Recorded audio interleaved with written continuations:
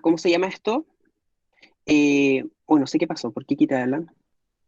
Ya. Es para nosotros un gusto poder hacerlo porque verdaderamente podemos crecer en la fe. Nuestra conciencia de Dios se va puliendo, vamos conociendo su obra, su evangelio, y de esa forma entonces también vamos creciendo con los hermanos, en comunión. Entonces, el propósito del estudio es en específico conocer más del Señor y por tanto para eso necesitamos de la iluminación del Espíritu Santo.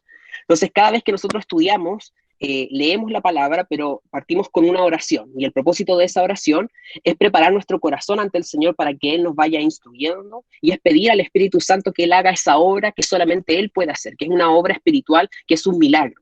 Es que lo que nosotros estamos acá leyendo verdaderamente haga vida en nuestro corazón. Entonces lo primero que vamos a hacer para comenzar es orar al Señor. Yo les pido que ahí en sus casitas me acompañen, cierren sus ojos, inclinen su rostro y vamos a orar a nuestro Señor y le apoyen esta oración y la hagan suya también para que el Espíritu Santo nos hable. Padre amado, en esta tarde te queremos dar la gloria, queremos reconocerte como nuestro Dios soberano, como nuestro Señor, Rey de reyes, Señor de señores. En esta hora, Señor, nos humillamos ante tu presencia, reconociendo que tú eres el Dios que es eterno, que no tiene principio, que no tiene final, el mismo que era, que es y que ha de venir. Te damos gracias, Señor, en esta hora porque tú has sido bueno y tu bondad se expresa no solamente en todas las bendiciones materiales que podríamos enumerar, sino especialmente en que tú nos has dado vida.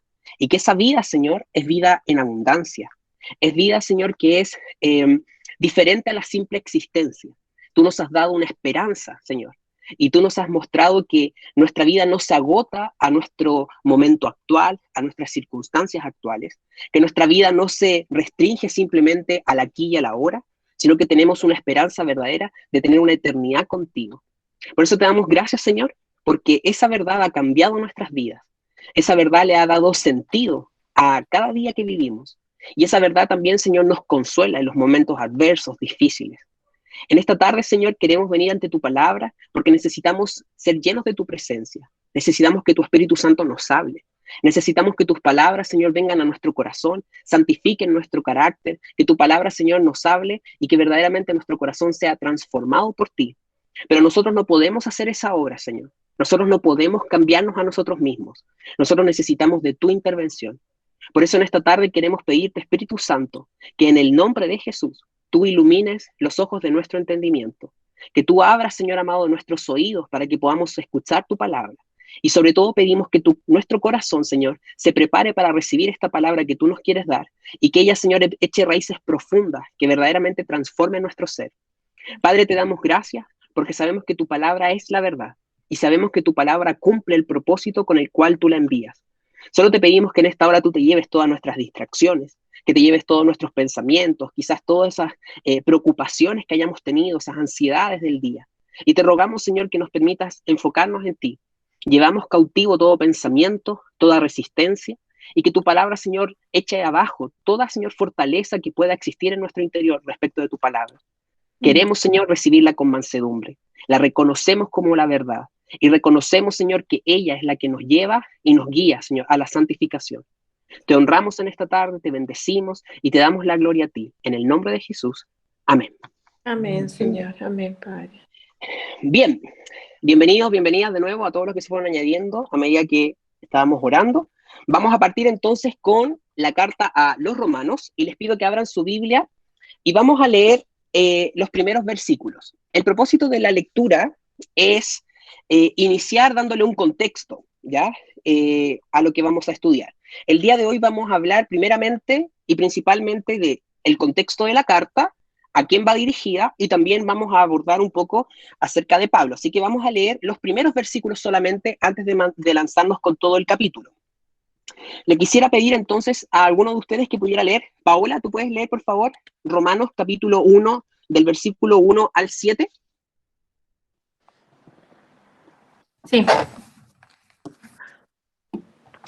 Pablo, siervo de Jesucristo, llamado a ser apóstol, apartado para el Evangelio de Dios, que él había prometido antes por sus profetas en las Santas Escrituras, acerca de su Hijo, nuestro Señor Jesucristo, que era del linaje de David según la carne, que fue declarado Hijo de Dios con poder, según el Espíritu de Santidad, por la resurrección de entre los muertos, y porque recibimos la gracia y el apostolado, para la obediencia a la fe en todas las naciones, por amor de su nombre, entre las cuales también vosotros, llamados a ser de Jesucristo, y a todos los que estáis en Roma, amados de Dios, llamados a ser santos.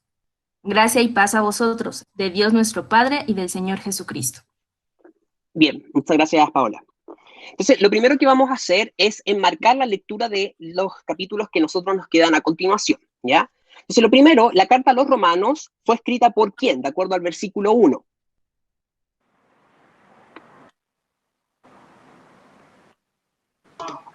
Pablo. Ustedes acá van respondiendo. Muy bien, Pablo, ¿cierto?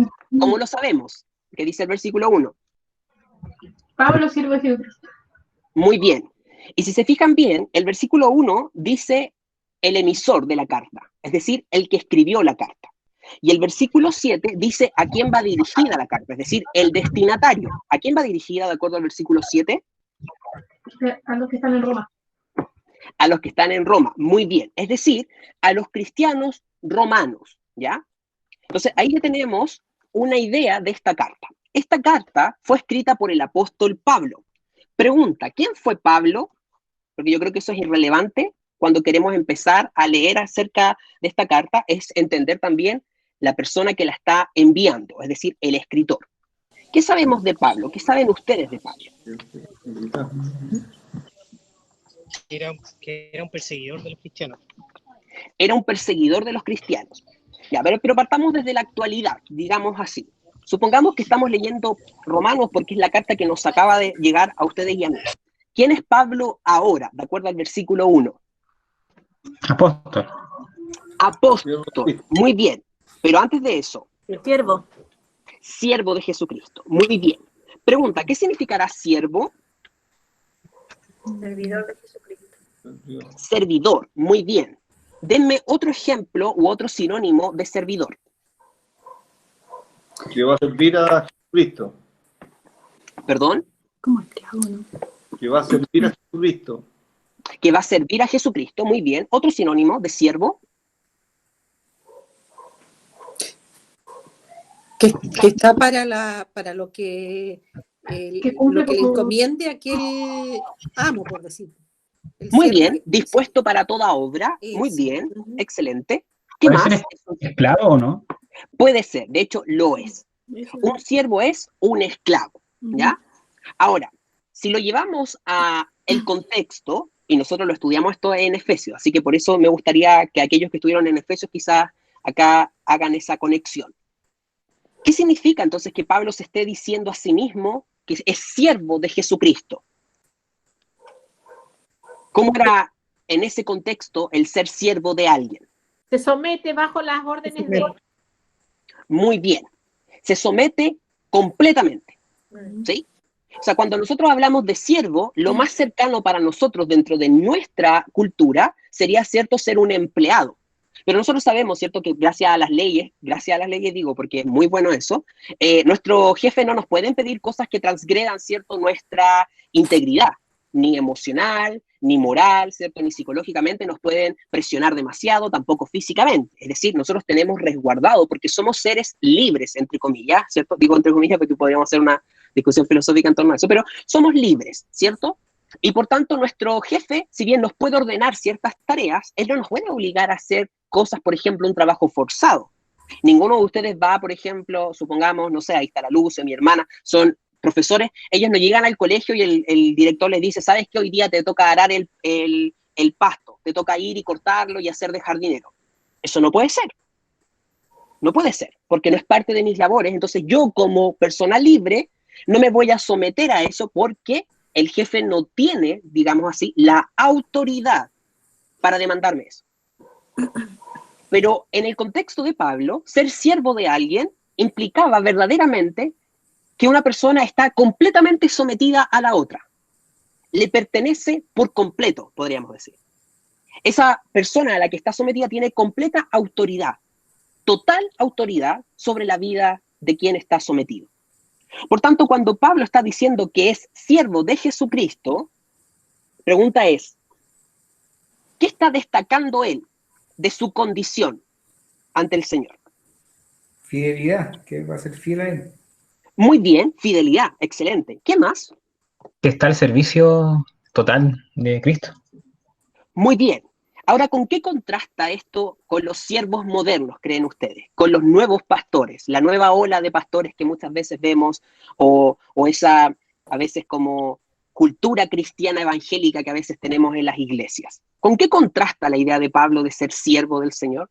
¿Cómo ha cambiado, creen ustedes, el concepto de ser siervo, como Pablo lo está entendiendo, a como nosotros lo entendemos actualmente? Actualmente no hay siervos, son empleados y los empleados tienen derechos, tienen verdad. Es diferente, o sea, es otra la actitud con la que se hace un trabajo o cuando uno se pone al servicio de alguien, no se somete realmente, o sea, uno ve las condiciones y dice, sí, me parece, no me parece, pero no hay eso como en ese tiempo era el siervo que estaba para el Señor, que estaba completamente como dispuesto a hacer lo que el amo le decía. Muy bien, es una muy buena elaboración. ¿Qué otra diferencia notarían ustedes? Es como un siervo complacido y ¿A qué te ahora refieres con eso? complacido ¿Como complacido? complacido en que está sometido a una autoridad que le complace tenerla porque en el fondo es como cuando tú tienes, ¿cómo te dijera? Alguien a quien admiras. Ya, es como un siervo con gusto. Está Con contento de gusto. ser siervo. ¿Ya? Sí, un siervo complacido de hacer lo que no le molesta. Ya, muy bien. Porque si él predicó desde la cárcel, fue más importante que estar preso. Exacto, muy bien. O sea que en su corazón hay gozo dentro de esa Hay servidumbre. gozo, sí, claro. Muy bien, perfecto. La Delia levantó la manito y después le doy la palabra a Elías. No, es que el Alan no entendió la pregunta, eso no quería decir. Ya, disculpa. Los comentarios. Ya, ahí los abrí, Alan, para saber, porque no lo estaba viendo. Ya, dale, Delia. Ya, Pablo es esclavo de Jesucristo por amor, trabaja para siempre para él por amor. Muy bien, como similar a lo que decía la Gisela, ¿cierto? Como Sí. desde el corazón contento. La pregunta, Alan, es cómo la palabra o el concepto de ser siervo de Jesucristo ha cambiado desde la época de Pablo, donde él lo está escribiendo, a nuestra actual interpretación desde la cultura cristiana, moderna. Esa era la pregunta. Es que no ha cambiado, ¿sí? O sea, que están dando ejemplo de pastores y los pastores son siervos de Cristo. Exactamente. Ahí quería llegar. Verdaderamente sí ha cambiado. Y puedo decir, lamentablemente. Sí. ¿De esto es total? No. ¿Cierto? Como en todas las cosas, ¿cierto? Dios de alguna forma ha preservado hombres y mujeres temerosos de Él y pastores que verdaderamente han sido y han comprendido el llamado. Pero cuando Pablo habla de servidumbre o siervo de Jesucristo, no está dándole un título que nosotros pudiésemos decir es completamente admirable. No está dándose un estatus, ¿ya? Porque nosotros muchas veces lo interpretamos así. Oye, ¿quién es esta persona? No, él es el siervo del Señor. Entonces ya dejó de ser para nosotros ese significado prístino de alguien que está verdaderamente para todo lo que se le mande. Alguien que tiene como único objetivo agradar a quien lo está enviando. Ahora ha pasado a ser más que nada un estatus, un título por el cual muchas veces, y lamentablemente, nos enorgullecemos. Porque pensamos que ser siervo en realidad no es servir y ser esclavos de Jesucristo, sino que es tener como un título a nuestra disposición. Algo que nos hace destacar en el escalafón de jerarquía. La idea de que importamos un poquito más. ¿Por qué es importante entonces entender esto? Porque cuando Pablo está diciendo que él es siervo de Jesucristo y es lo primero que está diciendo, él literalmente está diciendo, yo soy un esclavo, yo tengo dueño, yo vivo para servir. Eso es lo que está diciendo. No está diciendo yo, Pablo, erudito en la palabra, yo, Pablo, que fui a seminario y que tengo títulos, yo, Pablo, que tengo autoridad para ir y mandarles a ustedes a hacer lo que ustedes quieran, yo, Pablo, que vengo a ser servido. No, él dice, yo, Pablo, soy siervo. Entonces, la forma de partir la carta, Pablo está encuadrando, podríamos decir, quién es él. Ahora, con nuestro contexto y con nuestro conocimiento previo acerca de Pablo, ¿ustedes cómo lo calificarían? ¿Lo calificarían como una persona sin importancia? No. ¿Lo calificarían como un hombre que pasó a la historia y que no hizo nada destacable? ¿Pasaría como un cristiano mediocre a la historia? No. No. No, Absolutamente no. no. ¿Sí o no? O sea, verdaderamente Pablo es una persona que nosotros admiraríamos, pero en su concepto de sí mismo, él entendía su verdadera condición. Y esto es lo importante, porque ya Pablo nos ministra desde el saludo. Porque que él se esté presentando como un siervo de Jesucristo dice mucho. Él no está arrojando sus títulos. Él no está arrojando su currículum. Él está diciendo, yo, Pablo, magíster en divinidad, yo, Pablo, que hablo 5 idiomas, yo, Pablo, que tengo esta casa y que tengo este título y estas propiedades. No, lo que él está diciendo es, yo soy, ante todo, primero que todo, un siervo de Jesucristo. Él está comprendiendo su llamado. Y eso lo hace valioso para nosotros desde su ejemplo, pero no más importante, porque ¿quién es el único que tiene que brillar en nuestras vidas? Cristo. Jesucristo. Por eso Pablo dice, siervo de Jesucristo. Pregunta, lo siguiente que Pablo dice, ¿cuál es su llamado de acuerdo al versículo 1? A ser apóstol. A ser apóstol. Entonces la pregunta que viene a continuación, ¿quién cree que ya la sabe? ¿Cuál es la pregunta que voy a hacer? ¿Qué es ser apóstol? Muy bien, excelente, muy bien. Ya me conocen, ya saben ya las preguntas que voy a hacer. ¿Qué es un apóstol? Un enviado. Un enviado. Uno a la vez. Vaya levantándole la manito. Eso es un enviado. Ya, la Connie parece que levantó la mano, la Marce. La Connie. Yo, un testigo. Un testigo, muy bien. Un apóstol es un testigo. ¿Qué más es un apóstol? Un mensajero, ¿o no? Un mensajero, muy bien. Es una muy buena palabra también. Elías, ¿qué es un apóstol? Yo he escuchado de muchas personas como experimentadas que hay como ciertos requisitos para nombrar a alguien apóstol. De partida, un apóstol en nuestra época ya no podría existir porque uno de los requisitos era ser testigo de la muerte y resurrección de Cristo. Eso he escuchado muchas veces y por eso siempre le he tenido como un rechazo inconsciente a los que se dicen llamar apóstoles hoy en día. Pero así como saber bien por qué, no. Ya, muy bien, ese rechazo hoy día lo vamos a afianzar y lo vamos a pulir. ¿Por qué debemos rechazar a los apóstoles modernos? Está muy bien, Elías. Vamos a Mateo 10, del 1 al 7, para determinar entonces qué es un apóstol y cuáles son sus características. Mateo 10. La cita, Mateo 10, Mateo 10, del 1 al 7.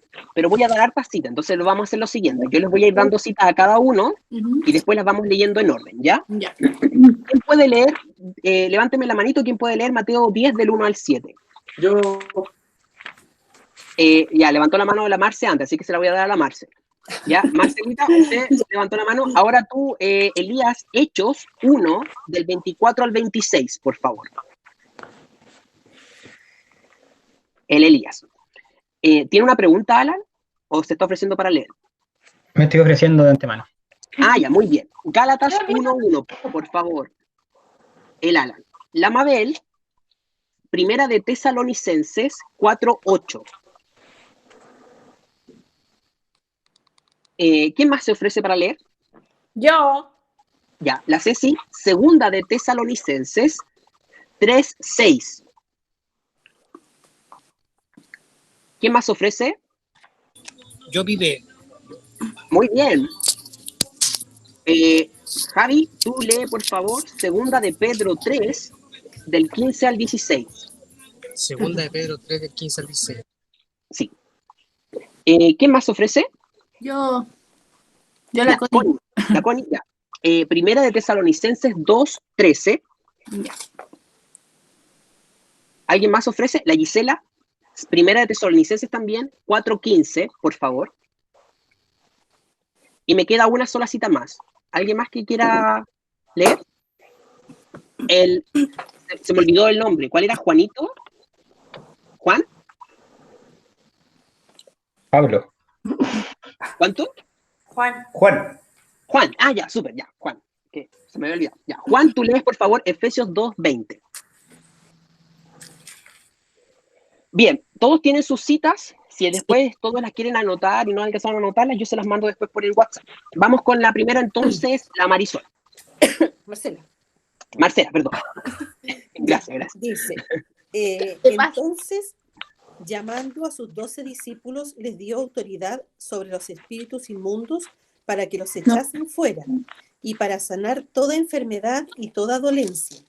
Los nombres de los 12 apóstoles son estos: primero Simón, llamado Pedro, y Andrés su hermano, Jacobo, hijo de Zebedeo, y Juan su hermano, Felipe, Bartolomé, Tomás, Mateo el publicano, Jacobo, hijo de Alfeo, Lebeo, por sobrenombre Tadeo, Simón el cananista, y Judas Iscariote, el que también le entregó.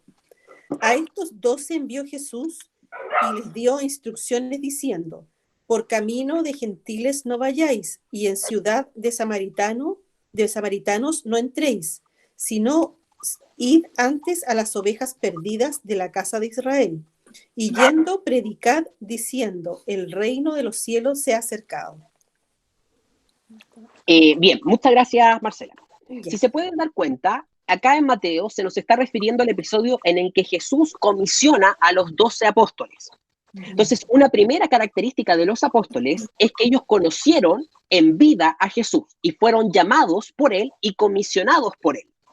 Ahora, si se dan cuenta, cuando Jesús los envía, él los manda y les da autoridad. O sea, Dios mismo, encarnado en Jesucristo, le está diciendo a estos 12 apóstoles que ellos tienen autoridad conferida directamente por él. Y si se dan cuenta, les da un ministerio. En el versículo 6, ¿a dónde estaban comisionados los apóstoles? A las ovejas perdidas de Israel. Es decir, al pueblo de Israel. Todavía no aparece en la figura, podríamos decir, los gentiles, ¿ya? Ahí los comisionó a el pueblo de Israel. Es a hablar con el pueblo, ¿cierto?, del pacto. Bien, vamos con Hechos. Ok, Hechos 1, 24 al 26. Y orando dijeron: tú, Señor, que conoces los corazones de todos, muestra cuál de estos dos has escogido, para que tome la parte de este ministerio y apostolado, de que cayó Judas por transgresión para irse a su propio lugar. Y les echaron suertes, y la suerte cayó sobre Matías, y fue contado con los 11 apóstoles. Ya. Si se dan cuenta, en Hechos 1, 24 y 26, que es el que acaba de leer Elías, se nos está diciendo cómo fue el proceso de selección del discípulo que reemplazaría a Judas. ¿Por qué Judas tuvo que ser reemplazado? Porque traicionó a Cristo. Porque traicionó a Cristo, ¿cierto? Entonces, ese es el Judas, el traicionero, ¿cierto? El del beso. Cuando este hombre traicionó a Jesús, y luego, ¿cierto? Nosotros conocemos su muerte, él se colgó, y luego se cayó y se derramó, se abrió. ¿Qué sucedió con él? Entonces, él pierde esa posición, pero los discípulos buscan un reemplazo. Pero si se dan cuenta, el reemplazo que se busca es alguien que todavía tenga un cierto como requisito. Fíjense lo que dice el 21 del mismo capítulo. ¿Puedes leerlo tú, Elías, por favor? Ok. Es necesario, pues, que de estos hombres que han estado juntos con nosotros todo el tiempo, que el Señor Jesús entraba y salía entre nosotros. Es decir, se siguió con la misma lógica. Como Jesús los comisionó a ellos y ellos estuvieron al alero de Jesús, la persona que iba a reemplazar a Judas debía tener este mismo criterio. Por tanto, un apóstol, como hemos visto, es un testigo, como ustedes bien decían, es un mensajero, porque lleva un mensaje específico, pero también es un testigo ocular. Eso significa que es un testigo visual, alguien que vio de primera fuente lo que estaba ocurriendo. Pregunta, ¿creen ustedes que esto tendrá alguna relevancia o importancia? La idea de ser testigo ocular.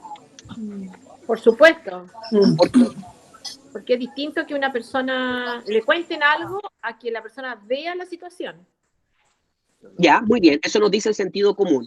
¿Por qué más? Sí, porque también eso deja en claro que actualmente no podrían haber apóstoles, por ejemplo.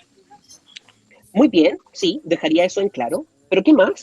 ¿Por qué es tan importante que sea alguien que es un testigo ocular, creen ustedes? Porque estuvo al lado de Jesucristo y de primera fuente fue enseñado a seguir la palabra de Jesucristo. Muy bien, sí. Elías, ¿qué quieres decir tú?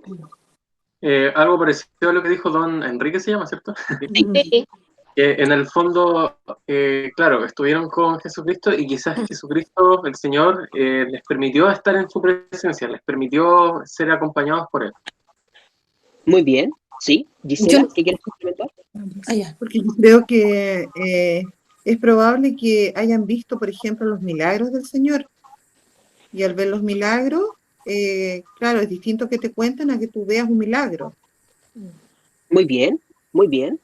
¿Sí, Marcela? Yo creo que también, no sé si tendrá implicancia en el hecho de que muchos escribieron la palabra del Señor y si hubiese sido que le contó uno al otro y ellos la escribieron porque lo escucharon, a veces cuando uno le cuenta un acontecimiento a otra persona, varía mucho de lo que realmente sucedió, pero si yo lo vi y yo lo cuento directamente como lo vi, es como, o sea, no podría alguien negarlo porque lo escribí, yo lo viví entonces pienso que Lucas, no sé, todos los que escribieron estuvieron con el Señor y lo escribieron teniendo la vivencia personal directamente con Él. Muy bien. Lo que Marcela, bueno, todo lo que ustedes dijeron está bien.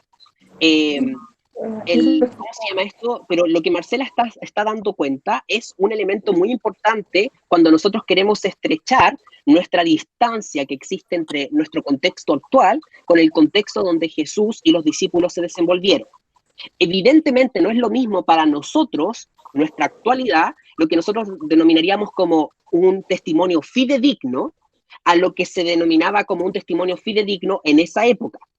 Hoy en día, con los avances de la tecnología, con ¿cierto? El avance de la mentira, y como nosotros sabemos que el ser humano es un ser muy engañoso, que alguien nos venga a contar su testimonio es válido, pero no tan válido. ¿Cierto? Si alguien se nos apareciera hoy día, porque aparecen todo el tiempo, y dijera, oye, acabo de ver un ovni aterrizar ahí en el Cerro Mayaca, que es el cerro acá que está en Quillota. Nosotros diríamos, ya, te voy a creer, pero si no veo pruebas de eso que tú me dices, no te voy a creer tanto. ¿Y cuáles serían las pruebas para nosotros? Antes, con la era no tan digital, las fotografías eran una muy buena prueba. Un documento firmado era una muy buena prueba.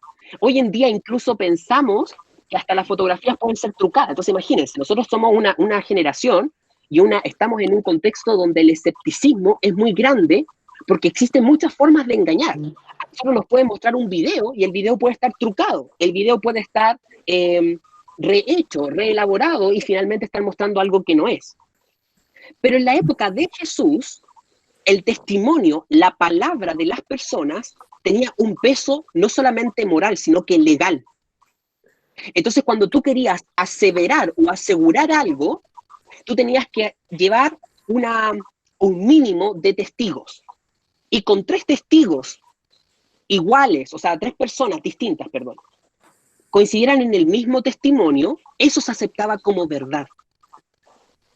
Ahora, ¿cuántos Jesús tenía que aceptaban su testimonio? ¿3? 12. 12. Sí. Y después Jesús le habló a multitudes. O sea, lo que Jesús hizo fue como hacer pedazos el proceso histórico de testimonio. Si a él le pedían 3 testimonios para declarar que era fehaciente lo que él estaba diciendo, él superó con amplias expectativas eso. ¿Por qué? Porque él dio más testigos de los que debía. El hecho de que Jesús haya llamado a 12 apóstoles es que él está dando no solamente autoridad, no solamente les está dando un mensaje, sino que también está validando el testimonio de que él es el Hijo de Dios. ¿Se va entendiendo? Sí. Entonces, no era lo mismo en esa época decir yo vi esto a decirlo hoy en día. Ese testimonio era muy importante, muy relevante y persuadía enormemente. Era una especie de prueba irrefutable. Y si nosotros lo llevamos a la práctica, hoy en día hay mucha gente que es escéptica y que cuestiona el Evangelio y dicen, pero es que yo no puedo comprobar nada de lo que la Biblia dice. Dicen, no lo puedo comprobar porque ¿cómo yo puedo aplicar el método científico, ¿cierto?, a que Jesús verdaderamente murió en la cruz? ¿Cómo puedo aplicar el método científico, cierto, infalible, a determinar que verdaderamente Jesús hizo todos los milagros que se dicen que hizo? Bueno, resulta que para un evento histórico uno no aplica el método científico. Yo no puedo hacerlo, porque el método científico significa replicar en exactas condiciones un determinado elemento o un determinado, podríamos decir, experimento, y que el resultado sea siempre el mismo. Pero cuando hablamos de historia y cuando hablamos de eventos históricos, la forma en la que yo compruebo que algo sucedió no es si yo puedo volver a replicarlo, es si puedo encontrar suficientes testigos que digan de primera fuente que lo vieron. Entonces, el apóstol tiene una función. Por una parte, entrega el mensaje del Evangelio, pero por otra parte también es un aval histórico. ¿Se va entendiendo? Sí. Es una forma en la que el Evangelio para nosotros va generando confiabilidad.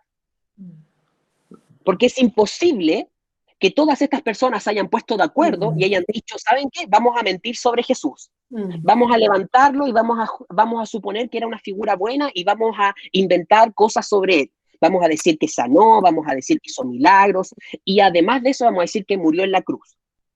Y es mucho más impensado todavía que esos discípulos que hayan inventado esa mentira estuviesen dispuestos también a morir por esa mentira. O sea, si ya es curioso y totalmente fuera de lo común que un grupo de personas se organice para decir vamos a mentir sobre esto, es totalmente impensado y absolutamente imposible que ese grupo de personas a la vez estuvieran dispuestos a morir de la manera en que todos los discípulos murieron por una mentira. ¿Dónde se ha visto que un grupo de personas está dispuesta a dar su vida y a morir, por ejemplo, como murió Pablo decapitado en la época de Nerón, solo por un evento que no presenció, solo por una mentira, por un discurso que no creyó verdaderamente? Entonces ahí ya tenemos varios elementos que considerar cuando hablamos de la palabra de Dios. ¿Comentarios hasta ahora o preguntas? ¿No? Seguimos. Gálatas 1:1. El Alan, me parece, ¿no? Sí, Felipe. Dice Pablo, apóstol, no de hombres ni por hombre, sino por Jesucristo y por Dios el Padre que lo resucitó de los muertos. Ya. Volvemos entonces a darnos cuenta que cuando Pablo se refiere a sí mismo como apóstol, él dice que es por Jesucristo. Voluntad de Jesucristo, no de hombre. O sea, no es que a mí se me ocurrió hacerme apóstol. No es que me sonó atractivo. No por mérito. No, exacto, y ni siquiera por voluntad humana. Vamos con la siguiente. Mabel, me parece. Primera de Tesalonicenses 4:8. 4:8, ¿cierto? 4:8, sí. 4:8. Así que el que desecha esto no desecha a hombre, sino a Dios, que también nos dio su Espíritu Santo.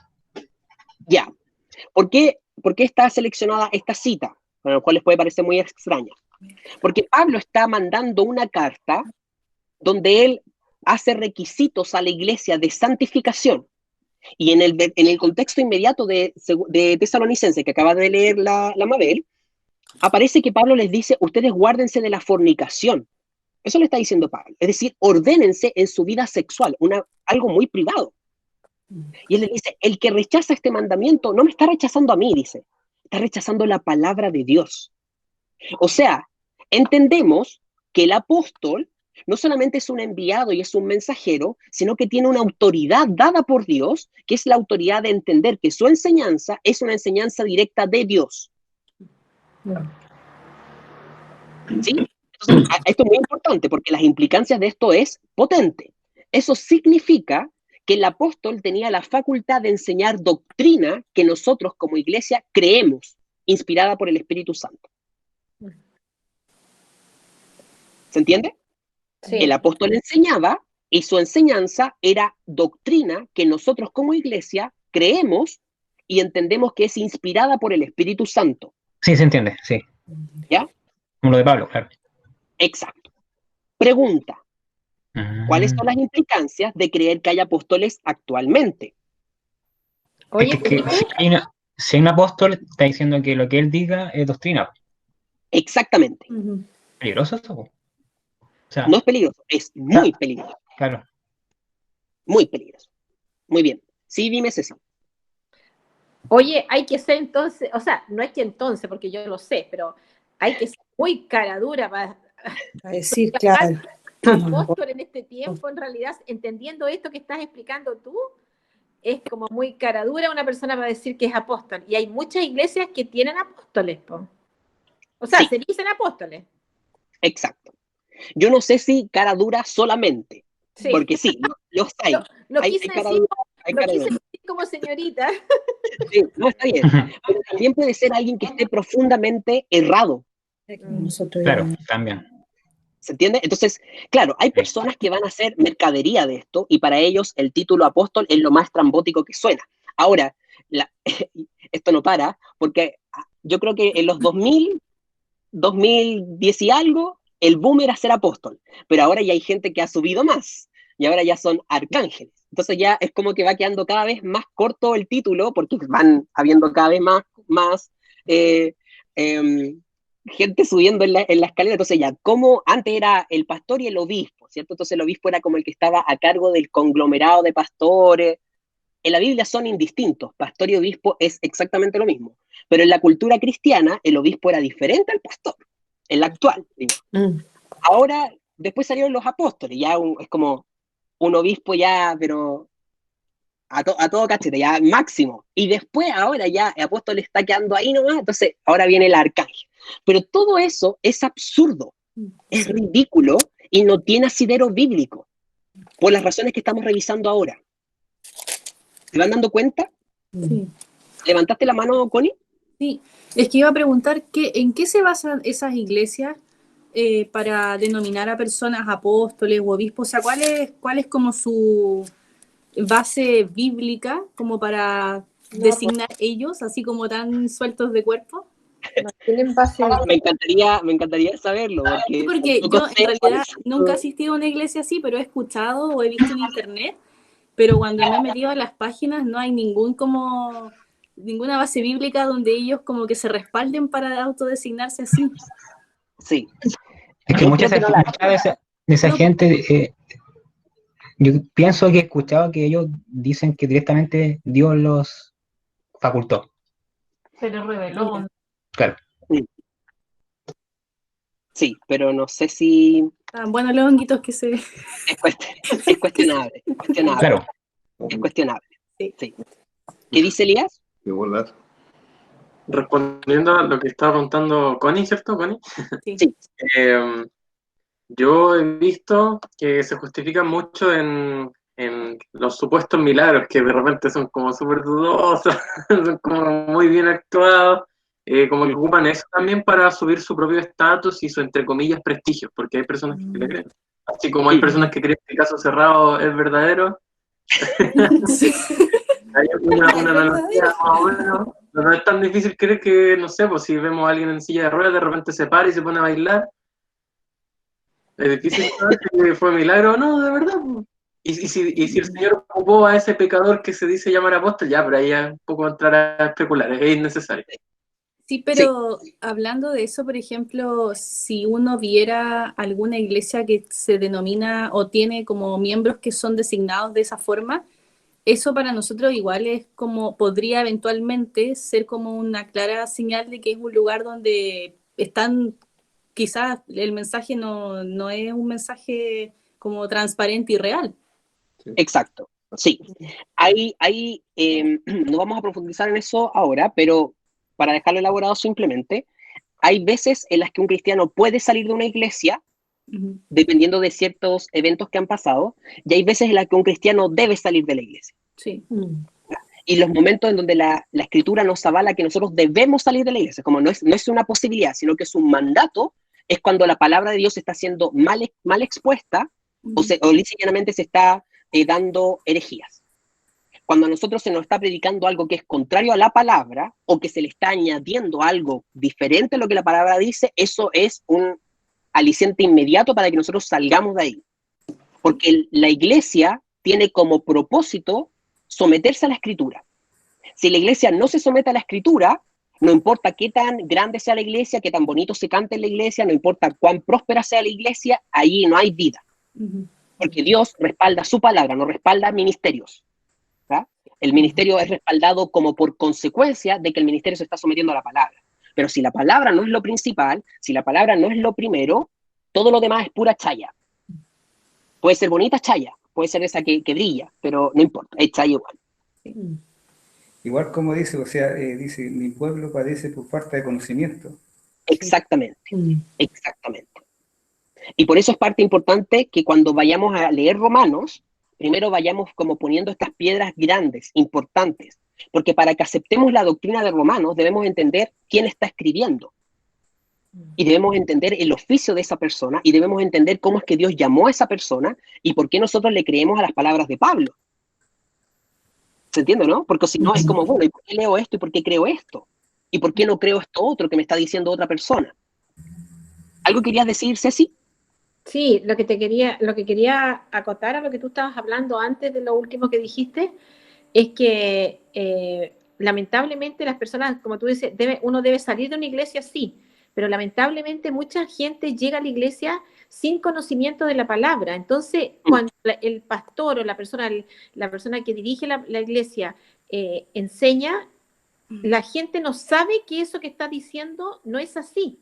Entonces, muchas veces la gente permanece en iglesias que están contaminadas y lamentablemente permanecen a lo mejor años en iglesias sin saber que lo que se está enseñando no es lo correcto, porque se enseña parte de la palabra, usan parte de la palabra que está en la Biblia y el resto cosecha propia. Entonces la gente no y mucha gente se pierde por eso. Sí. Creo que dentro de ese diagnóstico que está bien y creo que es acertado, no debemos olvidar que el pastor de las ovejas es Jesucristo y que puede haber una oveja que esté en la peor iglesia, pero el pastor de pastores se va a hacer cargo de esa oveja y la va a llevar a la verdad como sea. Sí. Yo también creo esto. ¿Por qué? Porque nosotros tenemos ejemplos, no solamente nuestros conocidos o gente que a lo mejor nosotros hayamos visto, o incluso nosotros mismos, que a lo mejor pudimos haber estado en una iglesia donde aprendimos cualquier cuestión y el Señor nos trajo a la luz. Pero no olvidemos, por ejemplo, a Lutero, quien hizo la reforma o impulsó la reforma en Alemania. La celebramos a fin de año el año pasado, en octubre.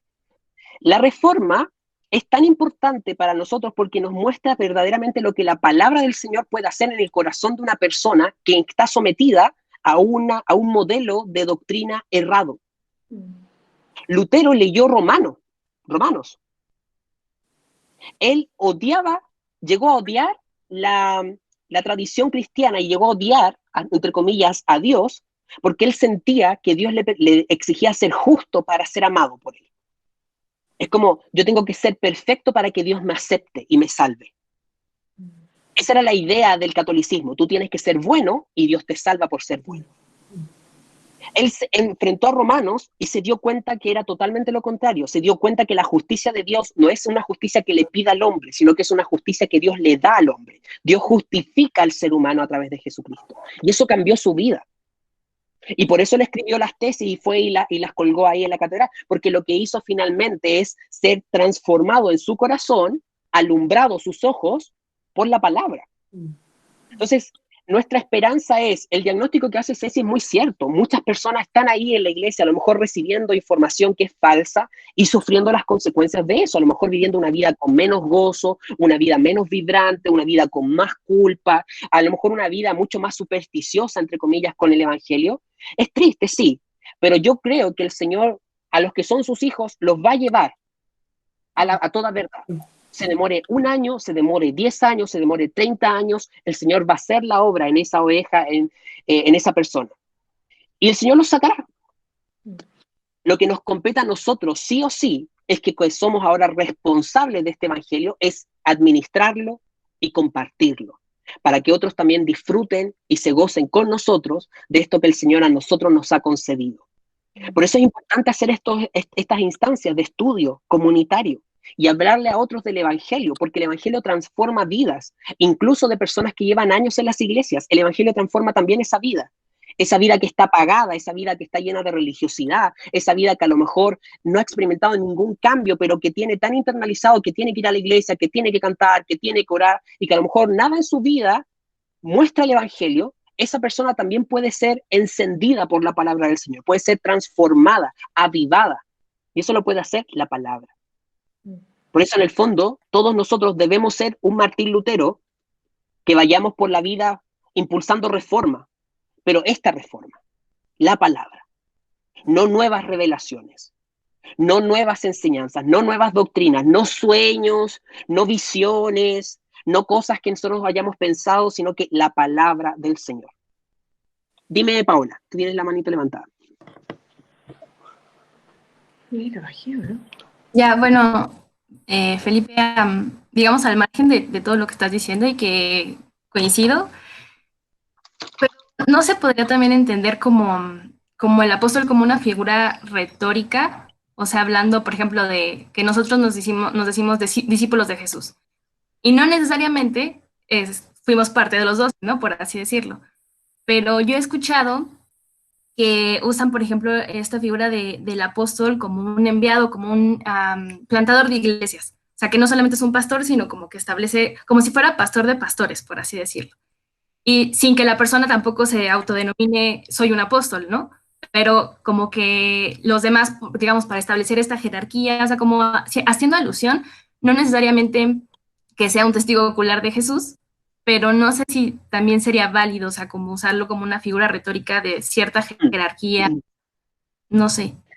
Sí, hay evidencia en la Escritura, creo que son 2, déjame verlos bien, donde la palabra apóstol se usa con otra acepción, pero creo que lo correcto sería llegar con la idea de pastor, maestro u obispo, que son como las palabras que se denominan a las personas que evangelizan y que plantan iglesias. Entonces, de todas maneras, igual sería como, no es un pecado en términos específicos si es que se va a usar con esa intención, pero sí es una imprecisión, porque entendemos la diferencia y entendemos el ministerio apostólico como un ministerio que tuvo una duración específica y que fue comisionado por el Señor para una labor específica, que era cimentar la base de lo que sería entonces la vida de iglesia y la doctrina que nosotros creemos. Entonces, en ese punto, que es lo que conversábamos recién, es muy medular como no permitirnos como volver a establecer que una persona tenga ese título y ostente esa posibilidad de escribir nueva revelación, nueva doctrina, porque la palabra ya está completa, la revelación ya es absoluta, y por tanto que alguien se adjudique el título de poder escribir doctrina es muy complejo, muy complicado. ¿Podemos escribir libros cristianos? Sí, y podemos complementar lo que la Biblia dice en el sentido de que explicarlo con otras palabras, quizás como poner otros ejemplos, sí, ningún problema. Pero no reescribir la Biblia, ni tampoco poner cosas que ahí no aparecen. Eso está absolutamente prohibido. Bien. Sí, no, de nada. Buena pregunta. Vamos con la siguiente, Connie. 2 Tesalonicenses 3:6. No, me toca a mí. Perdón. Ceci, dale. Sí. Segunda de Tesalonicenses 3:6. Dice, pero os ordenamos, hermanos, en el nombre de nuestro Señor Jesucristo, que os apartéis de todo hermano que ande desordenadamente y no según la enseñanza que recibisteis de nosotros. ¿Se dan cuenta? La enseñanza que recibiste de nosotros, o sea, el apóstol es el que da la enseñanza, es autoridad. ¿Puedes leer el versículo 14 de ese mismo capítulo, por favor, Ceci? El 14. Sí. Dice, si alguno no obedece a lo que decimos por medio de esta carta, a ese señaladlo y no os juntéis con él para que se avergüence. Ya. Es súper potente, pero es como si alguno empieza a hablar otra cosa, eso es lo que está diciendo Pablo, llamándose cristiano, empieza a hablar otra doctrina y no se somete a esta, que se vaya de la congregación. O sea, imagínense, la congregación es tan importante para Pablo y se entiende como un privilegio de las ovejas, que incluso eso puede ser, una persona puede ser retirada cuando está como insistiendo en herejías, en doctrinas que son diferentes. Eso es lo que pasó, por ejemplo, hace muchos años, ¿ya? Con Rob Bell. No sé si ustedes sabían de Rob Bell o lo escucharon alguna vez. Rob Bell era un pastor joven en Estados Unidos con un ministerio prominente. Él comenzó a hacer unos cortos videos de alrededor de 5 o 6 minutos que se llamaban Neuma. Y eran súper motivantes, eran muy lindos y visualmente eran muy atractivos. Y presentaban el evangelio de manera muy novedosa. Pero ¿qué pasó con él? Poco a poco, él fue moviéndose de la palabra de Dios y terminó diciendo que Dios no iba a mandar a nadie al infierno porque Dios es bueno. Esa fue finalmente su postura. Una postura que se denomina teológicamente como universalismo, es decir, todos van a ser salvos, porque Dios es muy piadoso, entonces nadie va a ir al infierno. Eso está en abierta oposición a las enseñanzas de Jesucristo. Jesucristo habló mucho más del infierno que del cielo. Entonces, él, ¿qué pasa? La iglesia dijo, no, se corta y se saca. Porque él persiste en esa mentira. Entonces, aquí entendemos que cualquier persona, cualquiera de nosotros, es susceptible del error. ¿Se entiende? Pero la palabra no. Entonces somos nosotros los que nos conformamos a la enseñanza de la Escritura y no la Escritura a nosotros. Por eso toda experiencia, todo sueño, toda visión, toda interpretación, toda palabra, incluso explicación que, por ejemplo, yo pueda darles, ustedes tienen la misión de contrastarla con la Escritura. Y si no se condice con la Escritura, no me escuchen, no me crean y no crean a nadie. ¿Se entiende? Porque la palabra es la autoridad, no yo, no el apóstol nuevo, no el pastor nuevo, no, es la palabra de Dios. Ahora, uno espera recibir buena palabra del pastor, sí, pero el pastor no es infalible. La palabra lo es. El pastor puede cometer errores. El maestro puede cometer errores. El ministro de Dios puede cometer errores. Ahora, si es un ministro que comete errores reiteradas veces y por persistencia y por dureza de corazón, no lo escuchen más. Tienen toda la autoridad de parte del Señor para desechar a ese pastor, en el sentido de su enseñanza. Ahora, oren por él, por conversión y ámenlo, sí, pero deséchenlo como autoridad y no busquen su consejo, no busquen tampoco su enseñanza. ¿Por qué? Porque es una enseñanza peligrosa. El problema de la herejía es que nosotros muchas veces no lo entendemos, pero tiene implicancias muy profundas creer una mentira, un error. Y Pablo, en sus cartas, lo vamos a ver, muchas veces se expone a los falsos maestros. Y uno dice, oye, Pablo es como mochero, Pablo es como peleador. Es como ese hermano que juzga, como que uno lo diría ahora así como ese hermano discutidor. Pero es que es parte del ministerio de la palabra de Dios, es defender la verdad y exponer la mentira. Por eso cuando yo digo que hay actualmente iglesias que exponen que son que hay apóstoles, yo lo expongo no porque me quiera reír y que me quiera mofar o me quiero creer mejor que el resto, no, es para alertarnos de que esas son engaños y son peligros para nuestra vida espiritual y debemos evitarlos. Debemos evitar la falsa doctrina, debemos evitar la herejía y debemos poner la Biblia y la palabra de Dios como la base de nuestra vida cristiana. Ningún otro discurso, por bonito, por persuasivo, por retórico, elaborado que suene, no puede ser la base de nuestra vida cristiana, sino solo la palabra. Dígame, Gisela. ¿Aló? ¿Sí? ¿Se escucha? Sí. Sí, uno lo debe evitar y debe confrontarlo con la palabra, con la Biblia, pero por ejemplo, cuando uno tiene la enseñanza de la falsa doctrina de pequeño, inculcada por una tradición, por decirlo así, una religión de los padres, uno como que no es culpable, por ejemplo. Ahí uno lo que recibe es como lo que los padres decidieron por ti. Ahora también el Señor, como tú bien dijiste, Él te rescata de donde sea. Cuando Él lo quiere, Él te saca de la religión que quiera y te hace hijo suyo y te muestra la palabra.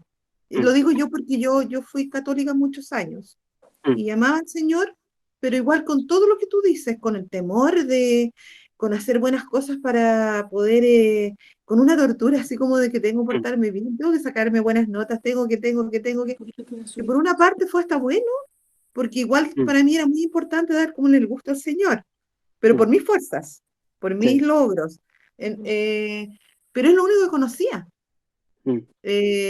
hasta que llegó una persona que me llevó a estudiar la palabra, no a cantar canciones, a tener ritos, por decirlo así. Pero todo eso tiene que ver con el Señor, no tiene que ver como con uno. No sé si me entienden lo que digo, porque en parte uno a veces no es culpable de... yo siento que amaba al Señor igual, pero con una doctrina equivocada. Así lo siento yo. Sí. Y por eso también trato de explicarlo No, estoy súper de acuerdo con lo que dice y también coincido contigo en el sentido de que uno no busca culpables, pero sí entender que, tal como decía recién Juan, ¿cierto? Juan era el papá de la Clau. Él citaba este versículo como mi pueblo perece por falta de conocimiento. Sí, claro. ¿Por qué? Porque muchas veces la Escritura nos demuestra en varias partes, no vamos a verlas todas, pero donde la ignorancia trae consecuencias nefastas y pérdida para la vida de los hijos de Dios. Sí. Y uno puede decir, yo no sabía. Uno puede decir eso, como yo no sabía, como no soy responsable de haber hecho esto con deseo, con maldad en mi corazón. A lo mejor lo hice sinceramente engañado, pero estaba mal. Igual se sufre pérdida, porque la ignorancia no excusa nuestros errores. ¿Se entiende? Las consecuencias de nuestros errores vienen igual. Por eso es tan importante que nosotros busquemos la palabra de Dios y busquemos y anhelemos la verdad. Sí. Debe ser un deseo de nuestro corazón, porque la ignorancia trae pérdida. Aunque seamos como genuinamente ignorantes, igual eso trae pérdida. Por tanto, pidamos siempre al Señor misericordia y esto debe ser una oración constante en nuestro tiempo con Dios. Es como, Señor, guíame a toda verdad y guárdame del engaño. Sí. Guárdame de equivocarme cuando leo la palabra, de engañarme a mí mismo. Dígame, Alan. O sí, Felipe, sí. Ya tú decías que, claro, las personas se pueden equivocar, ¿cierto? Los pastores, pero un apóstol también es persona. Pero esa persona no se equivoca, entonces. ¿En qué sentido? Elabora la pregunta. Porque nosotros nos basamos en las cartas de Pablo, ¿cierto? Y nosotros hacemos doctrina de eso. Exacto. Porque tú decías que lo que dice un apóstol, ¿cierto? Es doctrina, porque es inspirada, ¿cierto? Exacto. Entonces, pero Pablo fue un ser humano, que lo que le llegó a él también pudo pasar por ¿cómo nosotros podemos verificar que eso es inspirado por Dios? ¿Se entiende? Solamente porque se dice que hacer apóstol es verídico. O sea, ¿cómo yo puedo llegar a ese razonamiento? ¿Me entiendes? Sí, muy buena pregunta. No esperaba menos, estimado Alan, de tu juicio clínico. La pregunta es entonces, ya, no hay nuevos apóstoles porque la palabra de Dios se cerró ya, la revelación está lista, pero ¿cómo me aseguro yo de que lo que Pablo escribió no estuvo dando jugo? Es una muy buena pregunta. Es decir, ¿cómo llegamos a aceptar que las palabras de Pablo verdaderamente son inspiradas por el Espíritu Santo? ¿Qué creen ustedes? ¿Cómo se llega a esa conclusión? Pipe, yo creo que porque van en congruencia de lo que dice el resto de la escritura. Muy bien, esa es una manera de pesquisar que verdaderamente las palabras de Pablo sean válidas, porque existe una coherencia interna dentro de su enseñanza con el resto de la escritura. Muy bien. ¿Sí? ¿Qué dice la Connie? Yo creo que por revelación del Espíritu Santo, porque el mismo Espíritu a uno le revela que eso es verdad. Uno es como algo, no sé cómo explicar, que en realidad uno sabe en el corazón porque el Señor le muestra que eso es verdad. O sea, no es que uno diga, ay, voy a creer esto porque, no sé, me gustó lo que decía. No, es algo espiritual en realidad. Ya, muy bien. No obstante, lo que la Marce dice podría ser interpretado como una vivencia individual. Es como yo, en individual, estoy validando lo que Pablo dice. Entonces, ¿cómo yo me aseguro en lo individual de algo que verdaderamente sobrepasa lo individual o sobrepasa el mundo de lo meramente personal? ¿Cómo digo yo, esto es doctrina para la iglesia, solo porque a mí me parece bien? Entonces, entiendo la respuesta de la Marce, pero creo que quedaría como insuficiente para responder a la pregunta de Alan. No sé si hace lo mismo Alan. Sí, porque si fuera en base a eso, alguien puede decir, Dios me habló, pues.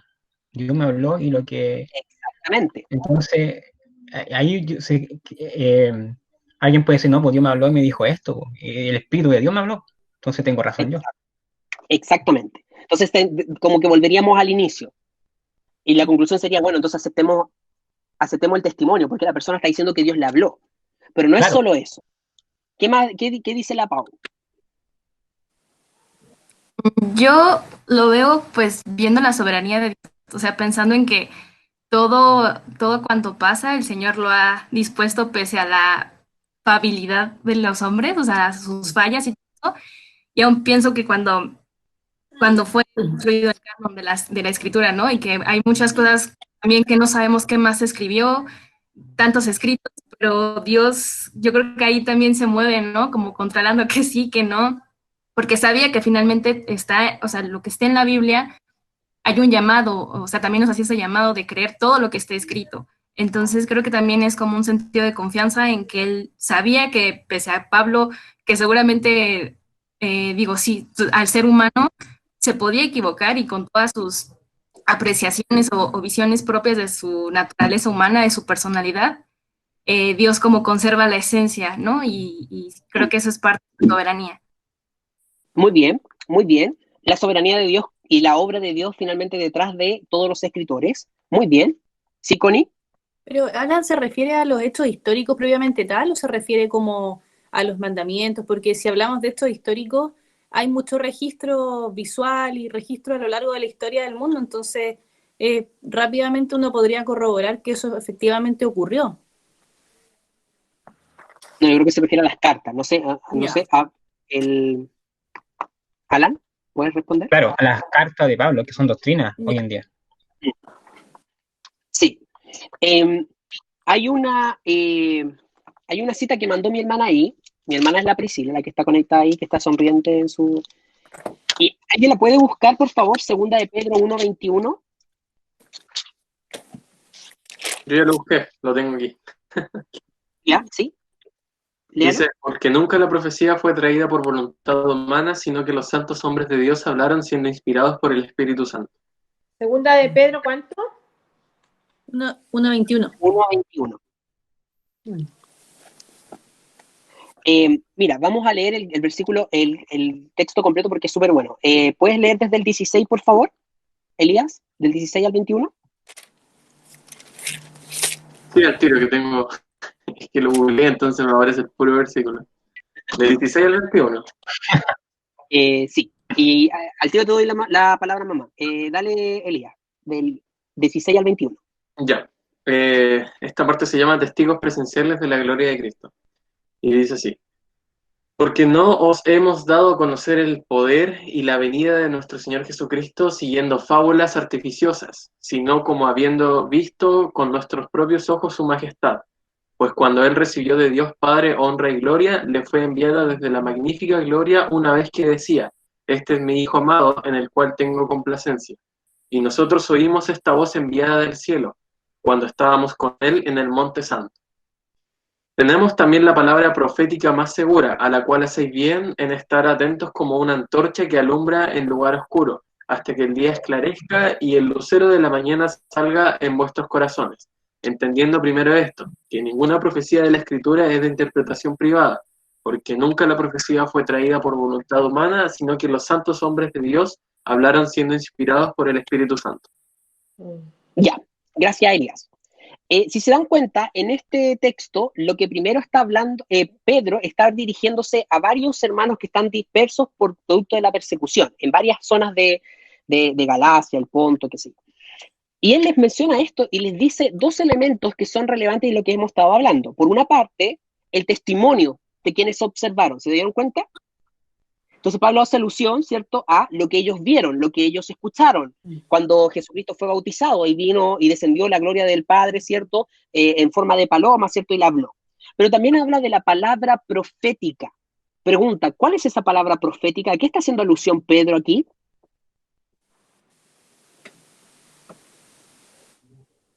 ¿La venida de Jesús?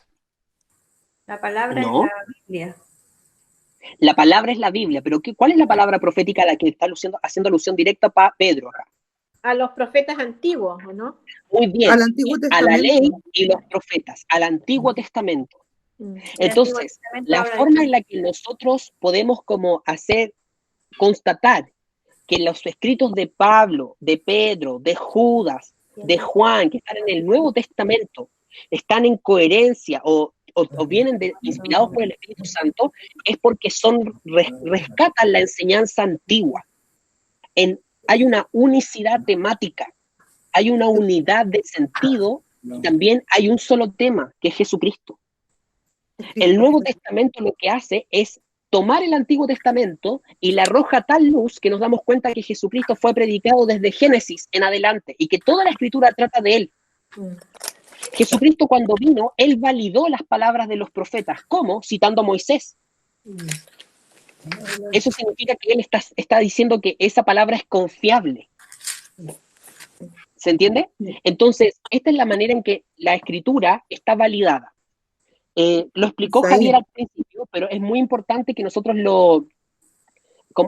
demos una vuelta en profundidad a esto, porque no es simplemente decir, ya, está en coherencia, porque la Escritura fue escrita alrededor de 1600 años de diferencia, por diversos autores, con diversos contextos. Juan 5:46. ¿Perdón? Juan 5:46 dice, porque si creyereis a Moisés, me creeréis a mí, porque de mí escribió él. Muy bien, muchas gracias, María Elena. Si se dan cuenta, entonces, que un libro haya sido escrito, podríamos decir, en partes, durante tanto tiempo, por tantos autores diferentes, y que todos tengan un mismo punto en común y un mismo tema, eso no puede ser obra humana. Requiere la obra del Espíritu Santo. Porque imagínense, nosotros en 10 años cambiamos, en 20 años cambiamos, la cultura cambia en 50 años, imagínense en 1000 años, ¿cuánto cambia la cultura? Deberíamos tener libros completamente diferentes, pero aún así siguen teniendo la misma unidad temática. Entonces, lo que decía Javier es el punto esencial. Acá hay una unicidad temática. La Biblia se trata de Jesucristo y el mensaje se trata de su obra y las implicancias de lo que Él hizo por nosotros en la cruz. Pero hay un segundo punto que tiene relación con lo que Marisol decía. Las iglesias dieron testimonio de cómo estas palabras verdaderamente trajeron bendición a sus vidas. Y esto se expresó en los concilios, porque los concilios finalmente lo que hacían era una reunión donde muchos determinaron que estas cartas debían ser reconocidas como canónicas. Hay varias otras cartas que no llegaron a ser parte del canon.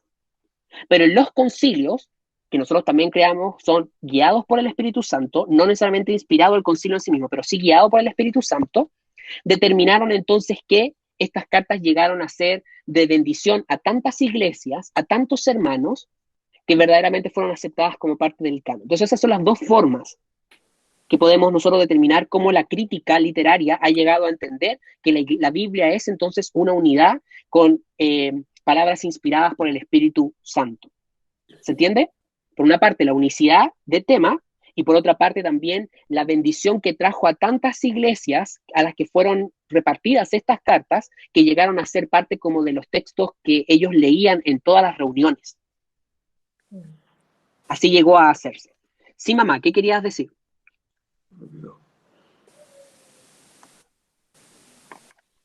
Está silenciada por si acaso. No sé si vas a hablar. Yo creo que también, así como cuando los apóstoles fueron testigos de la pasión y la muerte del Señor y la resurrección del apóstol Pablo, también los mismos apóstoles dan testimonio, y eso se encuentra en 2 de Pedro, capítulo 3, de los versículos 15 adelante. O sea, porque estamos hablando del caso del apóstol Pablo, que no salió directamente del lado del Señor. Exacto, sí. Pero él en su testimonio personal dijo que estuvo 3 años siendo instruido directamente por el Señor, una vez que él resucitó y tuvo la experiencia con él. Y el apóstol Pedro en esta carta da fe de las palabras del apóstol Pablo, que son inspiradas por el Espíritu Santo. Ahí te las dejo para que las compartas. Del capítulo 3 de 2 de Pedro, capítulo 3, de los versículos 15 en adelante. Sí. Y para añadir, gracias mamá, para añadir a lo que, no lo vamos a leer hoy día porque si no se nos va a ir toda la hora en esto, pero es muy importante, les dejo de tareas leer el capítulo 15 de Hechos, porque ahí tenemos lo que existió como un concilio en las iglesias que después se fue haciendo de manera sistemática a lo largo de la historia, donde se reconocían cuáles eran las doctrinas que se mantenían vigentes para las iglesias. Y si se dan cuenta, son concilios donde se reunían los hermanos, los apóstoles, y discutían y decidían en torno a las doctrinas que se iban a enseñar. ¿Ya? Entonces esa también es la manera en la que ellos oraban al Señor y buscaban la voluntad del Señor. No era llegar y enseñar cualquier cosa, ¿se dan cuenta? Ahí se está buscando la unanimidad y la guía del Espíritu Santo. Entonces eso también marca la diferencia, porque Pedro, Pablo no están escribiendo de sí mismos, no están escribiendo lo que se les antojó, ¿se entiende? Sino que ellos escriben lo que creen que Dios está hablando a las iglesias porque es enseñanza que ellos han recibido a su vez. No están inventando nada nuevo, sino que se toman de la palabra para explicarlo. ¿Alguna pregunta o duda con respecto a esto? Yo creo que podemos profundizar un poquito más las próximas semanas en esto, porque hay otra cosa que quiero hablar que es como de Pablo. Entonces todavía estamos hablando del apóstol. Mi idea era hablar del apóstol y de Pablo, pero no vamos a alcanzar, porque claramente era mucho para hoy día. Chica el tiempo, siempre se nos hace chica la clase. Sí. Hay que hacerla 2 horitas y media entonces. ¿Juan iba a leer o no? No, iba a leer yo. Javier. Sí, Javier. Y después venía yo. Ya anotando las iniciales y no, ya me olvidé que... Ya, Javi. 2 de Pedro 3, 15 y 16. 2 de Pedro 3, 15 y 16, ya. Dice, y tened entendido que la paciencia de nuestro Señor es para salvación, como también nuestro amado hermano Pablo, según la sabiduría que le ha sido dada, os ha escrito casi en todas sus epístolas, hablando en ellas de estas cosas, entre las cuales hay algunas difíciles de entender, las cuales los indoctos e inconstantes tuercen, como también las otras escrituras, para su propia perdición. Ya, se dan cuenta cómo el hecho de que Pedro avale las explicaciones de Pablo está dando cuenta de esto que yo les hablaba, como de este concilio, finalmente. Es un acuerdo. Entonces, significa que ambos están en la misma sintonía. Son dos autores contemporáneos, ambos con bagaje o con experiencias distintas en el Evangelio, pero coinciden en la enseñanza. Esto es una forma en la que nosotros podemos también determinar que verdaderamente están hablando de lo mismo, porque se validan unos a otros. Esa es una forma de validación. ¿Quién puede leer Primera de Tesalonicenses 2:13? ¿A alguien se la había dado? A mí. Ya. Ya, 2:13. Por lo cual también nosotros, sin cesar, damos gracias a Dios, de que cuando recibisteis la palabra de Dios que oísteis de nosotros, la recibisteis no como palabra de hombres, sino según es en verdad la palabra de Dios, la cual actúa en vosotros los creyentes. Ya. De nuevo, ¿se dan cuenta? Autoridad de los apóstoles es la autoridad de la palabra del Señor. Y Primera de Tesalonicenses 4:15, la Gisela iba a leerlo.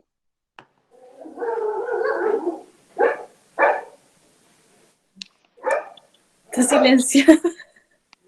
Gisela está silenciada. Ya, que lea el perro también. Mi marido. Pero no era mío el perro. Ya. Conforme a lo dicho por el Señor, afirmamos que nosotros, los que estamos vivos y hayamos quedado hasta la venida del Señor, de ninguna manera nos adelantaremos a lo que haya muerto. ¿Era ese? ¿Eso? Sí, po. No dice nada que ver, ¿no? Es la primera Tesalonicenses 4:15. Está bien, pues está bien. Sí, pues, está bien. Sí, entonces me equivoqué, yo creo. A mí me pareció cuando lo leí, decía yo, ¿qué tiene que ver? Pero esperé a que tú lo dijeras. No, está bien. Porque fíjense bien que incluso Pablo está hablando de la segunda venida. No, eso es lo que creo. Dice, decimos esto en palabra del Señor. Fíjense bien cómo está remarcando que lo que habría de venir es también algo que está avisado por el Señor. No es que Pablo inventó la segunda venida. Es parte de nuestra teología. La segunda venida es parte de nuestra esperanza. Él dice, lo decimos en palabra del Señor. O sea, no es algo que nosotros inventamos. Eso quería destacar. Y por último, Efesios 2:20. Edificados sobre el fundamento de los apóstoles y profetas, siendo la principal piedra de ángulo Jesucristo mismo. Ya. ¿Se dan cuenta que profetas, pero la piedra es Jesús? Sí. Él es el centro de la enseñanza. Para recapitular entonces, volvamos a Romanos 1, ya para ir terminando por el día de hoy. Tenemos que Pablo escribió esta carta. Escribe contemplándose a sí mismo como un siervo de Jesucristo, es decir, como un esclavo, no como un título honorífico, aunque bueno, es un honor ser esclavo de Jesucristo, pero no como un título honorífico que le valiera a él alabanza y exaltación, sino como un título cierto de disponerse a los pies del Señor. Finalmente, en el fondo lo que él está haciendo es un acto de humildad verdadera, reconocerse a sí mismo como siervo. Y luego él dice que fue llamado a ser apóstol. Y entonces con esto introducimos, ¿quién es el apóstol?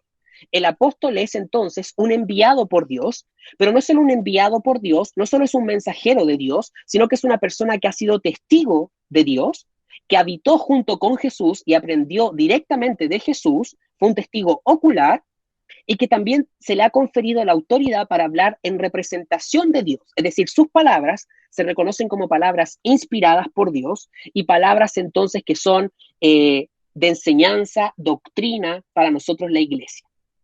¿Se va entendiendo hasta el momento? Sí. La pregunta es, ¿por qué Pablo, apóstol de Dios, Pablo fue llamado después de que murió Jesucristo? Entonces ahí tenemos un problema. Porque tenemos, por una parte, el ministerio apostólico, pero tenemos que no calza con Pablo, porque Pablo no cumple con el requisito. ¿Entiendes? Entonces, eso es lo que vamos a dejar introducido para la próxima semana. ¿Cómo es que Pablo, alguien que no calza con el requisito, es el autor más prolífico del Nuevo Testamento? El que escribió más cartas que están consideradas dentro del canon. ¿Cómo es esto? Es como una paradoja, ¿cierto? Tenemos todos estos versículos que destacan la autoridad del apóstol Y resulta que la persona que pareciera tener la mayor autoridad en la escritura es paradójicamente una persona que no fue testigo ocular de Jesucristo y que no estuvo con él en ese ministerio. ¿Se dan cuenta de la tensión que podemos ahí provocar? Eso lo vamos a ver la próxima semana cuando investiguemos un poquito acerca de Pablo, porque es importante hacerlo antes de que nos lancemos entonces con Romanos. Vamos a quedar hasta acá entonces para no abrir el nuevo tema, pero les voy a pedir que ustedes vayan elaborando sus reflexiones en torno a lo que revisamos el día de hoy, hagan sus preguntas y ahí podemos como entonces sintetizar. Pipe, acláralo ahora, no voy a poder dormir. Oración y ayuno, amigo, hasta la próxima semana. Me arruinaste el viaje, Pipe.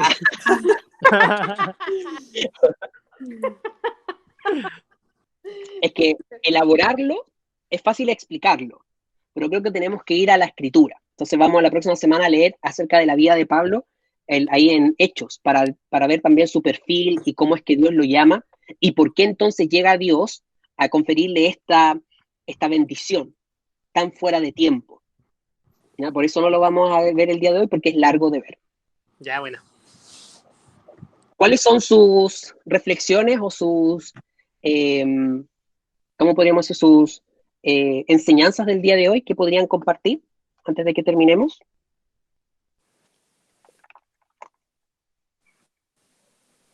Hemos quedado anonadados.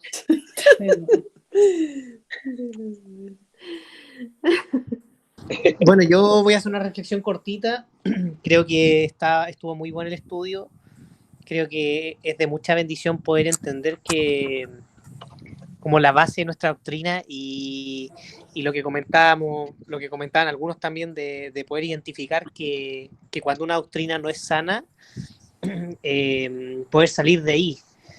Entonces, creo que también eso es saludable estar en una iglesia y entender la doctrina, porque eso nos va a mantener como, de cierta manera, en sanidad, porque creo que también es destructivo estar en un lugar, por ejemplo, donde haya personas que se digan hacer milagros o donde haya personas que se digan ser apóstoles, porque también esto tiene esto como que está muy enlazado con el control de las personas. Y creo que justamente la Biblia y el Evangelio nos llama a ser libres. Entonces creo que es importante entender esto. Creo que es súper importante. Así que eso. Súper. Gracias, Javier. ¿Alguien más que quiera compartir su reflexión antes de que terminemos?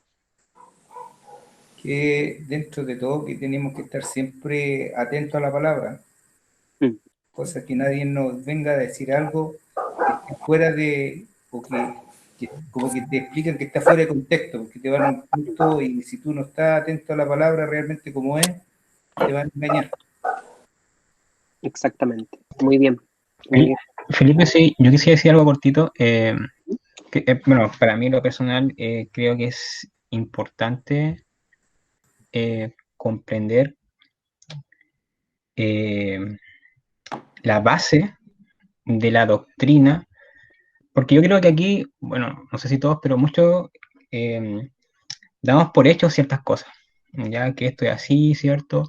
Y muchos por fe también, que no es algo malo, por el contrario, ¿cachai? Pero que creo que sumar en la fe, malentendimiento,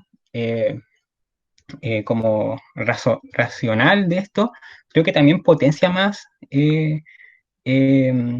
tu calidad de cristiano, poder entenderlo espiritualmente, con conocimiento, con base, te hace más fuerte, pienso. Entonces, comprender esto para mí es importante. Saber por qué hacemos esto, por qué esto, cómo el Señor trabaja, por qué esto acá, hace que tu fe también se fortalezca, en lo personal. Muy bien, muy bien. De hecho, nosotros, yo creo que desde una interpretación muy actual y también como yo creo que es muy propia de nuestra cultura, disociamos la fe de la lógica, porque pensamos que creer es simplemente eso, y le ponemos así como esa idea como de creer cualquier cosa. Y y le ponemos la fe, pero en realidad estamos hablando de casi algo mágico. Yo me acuerdo que tenía una amiga que era súper contraria a la fe cristiana, y ella se jactaba de ser científica, qué sé yo, pero una vez estaba vendiendo unos libros que ella había hecho, me dio tanta risa, porque dijo, tengo magia, Feli, y yo así como, ¿qué? Me dijo, sí, tengo magia, porque mira, yo pongo un libro en mi bolso, yo salgo y lo vendo. Entonces, para ella era eso como un talismán, no sé, poner uno de esos libros y salir y venderlo, para ella ella estaba como llamando ¿cómo se llama esto? La venta. En todas las culturas hay una especie como de tradición muy propia, ¿cierto? De esta como suerte como de especulación, podría ser la idea de creer en algo sin entenderlo completamente. Incluso pensamos que la fe es contraria a la lógica porque decimos que no se puede creer algo que verdaderamente tú conoces a plenitud. Es como que tienes que dar un salto al vacío. Pero la fe cristiana no tiene nada que ver con un salto al vacío. La fe cristiana no tiene que ver con yo creer con todas mis fuerzas algo que no entiendo. Al contrario, la palabra a mí me desafía a entender y comprender. La palabra dice que el principio de la sabiduría es el temor de Jehová. Y que nosotros cuando aprendemos su palabra nos hace sabios. Su palabra nos hace sabios. Su Espíritu Santo nos guía a toda verdad. Entonces nuestra fe, nosotros podemos decir, es una fe lógica. No es una fe que desafía la lógica, es una fe lógica. Lo que pasa es que desafía nuestra carne, eso es distinto. Desafía nuestros conceptos de las cosas, nuestro concepto de libertad, nuestro concepto de amor, nuestro concepto de... Pero en realidad, la fe, la palabra de Dios a nosotros nos muestra un sistema de creencias muy coherente. Un sistema que guarda tanta coherencia que no tiene objeciones. La palabra del Señor es completa y se puede aceptar así. Ahora, yo no puedo acercarme a la palabra de Dios solamente desde la lógica racional, porque necesito una obra del Espíritu Santo. Y si a eso yo entiendo como la fe, bueno, sí, entendámoslo. Pero no es un salto al vacío, no es un vivir la vida sin entender en realidad cómo es la vida, no. Es completamente lógica y por eso es tan importante que sigamos creciendo en la palabra y que nos animemos mutuamente siempre a estar escudriñando, estudiando la palabra para que las palabras del Señor nos vayan iluminando y vayan haciendo una obra poderosa en nuestras vidas. Súper bien, Alan. ¿Alguien más que quisiera compartir algo antes de terminar? Yo, Felipe, cortito.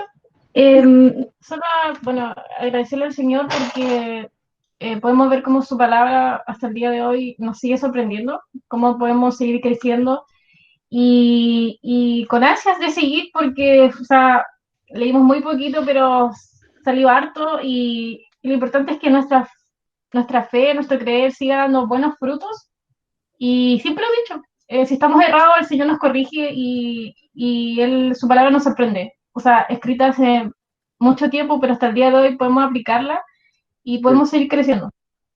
Así que eso, me gusta cómo nos sorprende la palabra del Señor cada día. Súper, gracias, Mabel. Dale, Gisela, ¿algo querías compartir? Sí, algo muy breve. Pensaba también que el conocer y estudiar la palabra y que el Señor también nos abre el entendimiento, también pedirle al Señor que nos haga ser humildes, porque la humildad es una característica también que debe estar en un cristiano, no sentirnos superior al resto por sentirnos elegidos, hijos de Dios, no.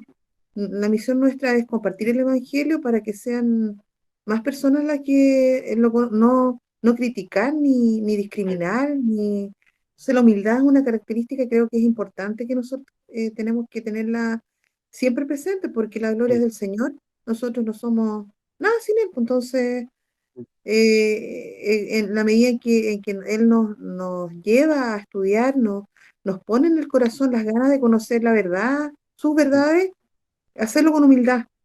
Amén. Una reflexión así como Súper, sí, súper. Bien, vamos a terminar entonces por el día de hoy. Creo que hoy día batimos el récord. Un versículo de 2 líneas, vimos media línea. pero estuvo bueno, porque estamos introduciendo, pero vamos a llegar a la predestinación. Yo sé que ahí Javier está muriendo porque llegamos allá, pero vamos a llegar a mí.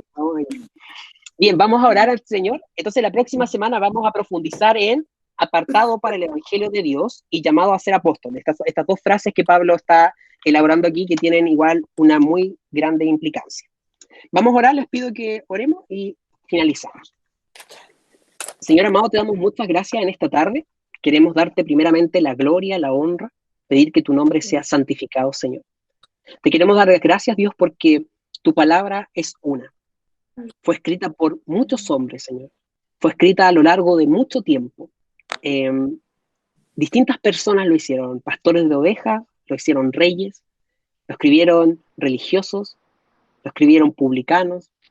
Y damos gracias, Señor, porque sin duda, detrás de todas esas manos que fueron escribiendo, estaba tu Espíritu Santo. Así lo creemos, Señor. Pero lo creemos porque tu palabra ha hecho una obra en nuestro corazón. Y porque, sin duda, Señor, este libro es distinto a cualquier otro libro que nosotros podamos encontrar. ¿Qué otro libro, Señor, ha sobrevivido el paso del tiempo?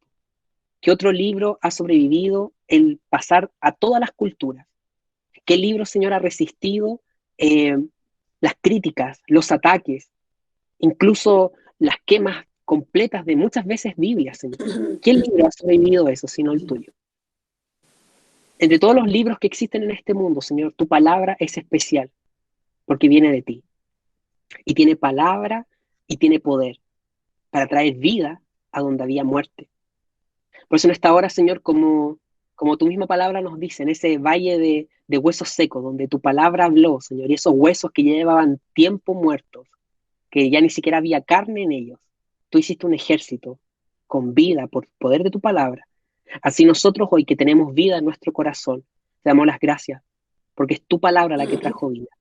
Es tu palabra la que trae el Evangelio. Es tu palabra la que trae luz donde había oscuridad. Es tu palabra, Señor. Por eso en esta hora la honramos, Señor, y te damos las gracias. Y te bendecimos, Señor, porque tú nos enseñas tu palabra, porque tú nos ministras a través de ella.